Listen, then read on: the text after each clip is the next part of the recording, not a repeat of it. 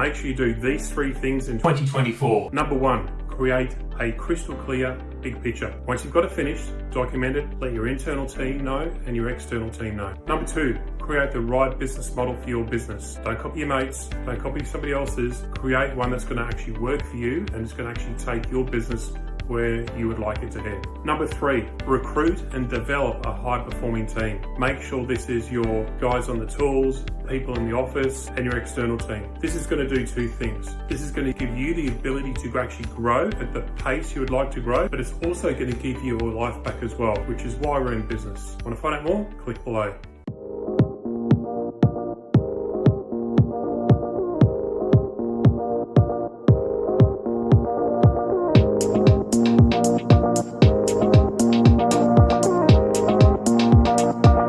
Hi, this is Greg from Purify Aircon Cleaning. We're a national franchise and we were looking for a business coach and mentor for our business. We're planning to grow our business and we came across Miles through a Facebook ad. We've been with Miles for 3 months now and he's answered everything we needed to help grow our business. He makes you accountable and keeps you focused on what's really important for your business to grow. Couldn't recommend Miles enough.